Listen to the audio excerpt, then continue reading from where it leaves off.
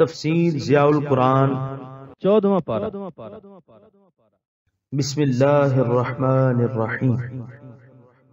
سورہ نحل آیت نمبر 84۔ وَيَوْمَ نَبْعَثُ مِن كُلِّ أُمَّةٍ شَهِيدًا ثُمَّ لَا يُؤْذَنُ لِلَّذِينَ كَفَرُوا وَلَا هُمْ يُسْتَعْتَبُونَ۔ ترجمہ: اور قیامت کے دن ہم اٹھائیں گے ہر امت میں سے ایک گواہ، تب ان لوگوں کو اجازت نہیں ہوگی جنہوں نے کفر کیا، اور نہ ان سے توبہ کا مطالبہ کیا جائے گا۔ سورہ نحل آیت نمبر 84 کے پہلے حصے کی تفسیر۔ آج تو کفار اللہ تعالیٰ کی نعمتوں کا دانستہ انکار کر رہے ہیں۔ قیامت کے روز ان کا کیا حال ہوگا جب ان کے انبیاء ان پر گواہی دیں گے کہ اے الہ العالمین، ہم نے ان کو تیرا پیغام پہنچایا، تیری توحید کو قبول کرنے کی دعوت دی، تیرے احسانات کی یاد دہانی کروائی، لیکن انہوں نے ہماری ایک بھی نہ سنی۔ اس دن وہ معذرت خواہی کی اجازت چاہیں گے یا دنیا میں واپس لوٹنے کی خواہش کریں گے تو ان کی کوئی درخواست قبول نہیں کی جائے گی۔ سورہ نحل آیت نمبر 84 کے بقیہ حصے کی تفسیر۔ اور نہ ان سے توبہ کا مطالبہ کیا جائے گا۔ اس روز وہ بڑی کوشش کریں گے کہ اللہ تعالیٰ کو راضی کر لیں، لیکن اس کوشش کو ٹھکرا دیا جائے گا۔ یستعتبون، اس کا اصل عتبن ہے، جس کا معنی موجدتن، ناراضگی ہے، اور جب کوئی شخص کسی پر ناراض ہو تو کہتے ہیں عتب علیہ، اور جب کوئی شخص اپنی ناراضگی کا اظہار کرے تو کہتے ہیں عاتبہ، اور جب کوئی شخص اس امر سے باز آ جائے جو باعث ناراضگی ہے تو کہتے ہیں اعتبہ۔ عتبہ اسم ہے، اس کا معنی ہے رضا۔ اگر کوئی کسی کی رضا مندگی کا طالب ہو تو کہتے ہیں استعتبہ، اور جب کوئی کسی کی خوشنودی کو طلب کرے اور وہ اس سے خوش ہو جائے تو کہتے ہیں استعتبتہ۔ سورہ نحل آیت نمبر 85۔ وَإِذَا رَأَى الَّذِينَ ظَلَمُوا الْعَذَابَ فَلَا يُخَفَّفُ عَنْهُمْ وَلَا هُمْ يُنظَرُونَ۔ ترجمہ: اور جب دیکھ لیں گے وہ لوگ جنہوں نے ظلم کیا عذاب یعنی آخرت کو، تو اس وقت وہ عذاب ان سے ہلکا نہیں کیا جائے گا اور نہ انہیں مزید مہلت دی جائے گی۔ سورہ نحل آیت نمبر 86۔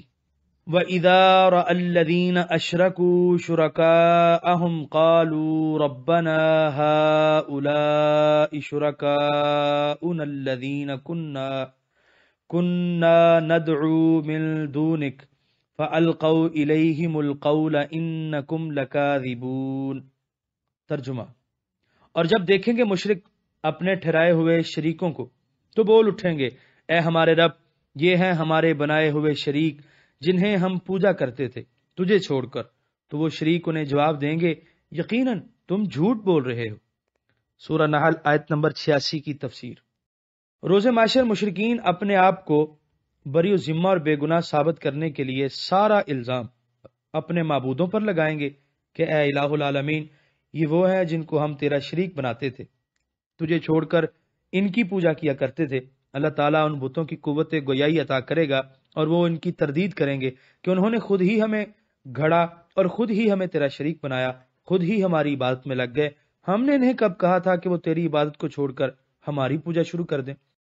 یعنی اللہ تعالیٰ ان بے زبان اور بے جان بتوں کو قوت گویائی دے گا تاکہ کفار کی رسوائی ظاہر ہو۔ اس آیت میں غور کرنے سے یہ حقیقت بھی واضح ہو جاتی ہے کہ کفار کا اپنے بتوں کے متعلق کیا عقیدہ تھا۔ ان کا یہ کہنا ہا اولائے شرکاؤنا، یہ وہ شریک ہیں جن کو ہم تیرا شریک ٹھہرایا کرتے تھے اور ان کی عبادت کیا کرتے تھے۔ تو کفار اپنے بتوں کو خدا بھی کہتے تھے اور معبود سمجھ کر ان کی عبادت بھی کیا کرتے تھے۔ علامہ پانی پتی فرماتے ہیں اربابن نعبدہم۔ علامہ قرطبی بھی کہتے ہیں ای اسنامہم و اوثانہم التی عبدوہا۔ سورہ نحل آیت نمبر 87۔ وَأَلْقَوْا إِلَى اللَّهِ يَوْمَئِذٍ السَّلَمَ وَضَلَّ عَنْهُمْ مَا كَانُوا يَفْتَرُونَ۔ ترجمہ: وہ پیش کر دیں گے بارگاہ الہی میں اس دن اپنی عاجزی، اور فراموش ہو جائیں گے انہیں وہ بہتان جو وہ باندھا کرتے تھے۔ سورہ نحل آیت نمبر 88۔